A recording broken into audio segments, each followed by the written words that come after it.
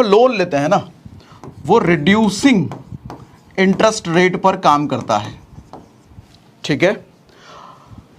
एक और लोन होता है वो फ्लैट इंटरेस्ट रेट पर काम करता है। और जो हम इन्वेस्ट करते हैं म्यूचुअल फंड में, एसआईपी में या एफडी में भी, सर वो कंपाउंडिंग इंटरेस्ट पे काम करता है। इसीलिए इतना बड़ा फर्क आता है। रिड्यूसिंग इंटरेस्ट रेट क्या होता है सर? मान लो आपने 5 लाख रुपए का लोन लिया, मान लो, और 10% पे लिया, मान लेते हैं, तो 1 साल बाद वो 5 लाख रुपए तो नहीं रहेगा, मान लेते हैं, मैं कैलकुलेशन नहीं कर रहा, मान लेते हैं अगले साल वो घट करके 4 लाख रुपए बचा, क्योंकि आपने 1 लाख 1 साल में पे कर दिया। तो अगले साल जो 4 लाख बचा है ना सर, और आपका जो 10% इंटरेस्ट लग रहा है वो उस 4 लाख पर लगेगा, टोटल 5 लाख पर नहीं लगेगा। उसके और अगले साल सर जो मान लो 3 लाख रुपए बचा है, तो उसके अगले साल वो 3 लाख पे 10% इंटरेस्ट लगेगा। उसके अगले साल 2 लाख बचेगा घट करके, तो 2 लाख पर 10% लगेगा। इसको रिड्यूसिंग कहते हैं सर, अमाउंट घटता जा रहा है और उस पे इंटरेस्ट, ठीक है। जनरली लोन्स जो होता है वो रिड्यूसिंग ही होता है, मगर कुछ लोन फ्लैट भी होते हैं। आप जब भी लोन ले रहे हो, किसी भी टाइप का लोन, अपने बैंकर से जरूर पूछना कि वो रिड्यूसिंग है या फ्लैट है। फ्लैट हुआ तो फिर आप फंसे। फ्लैट में क्या होता है सर, जैसा नाम है फ्लैट, सर इस साल 5 लाख रुपए है, इस साल तो आपको 10% 5 लाख पर लगेगा।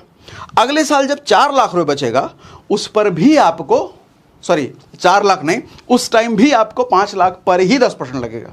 उसके अगले साल जब 2 लाख या 3 लाख बचेगा, उस टाइम भी 5 लाख पर ही आपको लगेगा। जब 1 लाख बचेगा, उस टाइम भी 5 लाख पर ही लगेगा। ये होता है फ्लैट। इसीलिए आज के बाद बैंकर से पूछना जरूर लोन लेने से पहले, किस तरह का लोन है भैया, रिड्यूसिंग है, फ्लैट है, ठीक। कंपाउंडिंग ग्रोइंग होता है सर। ग्रोइंग कहने का मतलब, अभी अगर 5 लाख रुपए है और 1 लाख रुपए मान लेते हैं, अभी अगर मान लो 1 लाख रुपए हम कहीं इन्वेस्ट कर रहे हैं और वो 1 लाख रुपए 1,10,000 रुपए हो जाता है अगले साल बढ़ करके, और मेरे को 10% ही इंटरेस्ट मिलना है, मैं मान लेता हूं, तो अगले साल जो मेरे को इंटरेस्ट मिलेगा वो 1,10,000 पर 10% मिलेगा।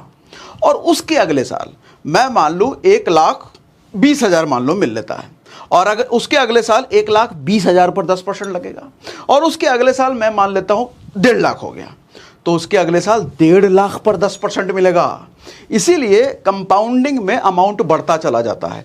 इसीलिए हमने जब लमसम इन्वेस्टमेंट आपको दिखाया तो वहां 4 करोड़ आया और लोन में सिर्फ 1.25 करोड़ आया। इतनी बात समझ में आ रही है? तो फ्लैट कभी लेना नहीं है सर। अच्छा, मैं ये क्यों बता रहा हूं, बहुत सारे लोगों का ये सवाल होता है कि लोन लेकर के इन्वेस्टमेंट करें क्या सर, तो आपको शायद जवाब मिल गया होगा। देखो, बहुत सारे लोग पूछते हैं कि इतनी बात मेरी समझ में आ रही है, यस लिख दीजिए कमेंट बॉक्स में, जल्दी लिख दीजिए यस, इतनी बात समझ में आ रही है तो। ऑल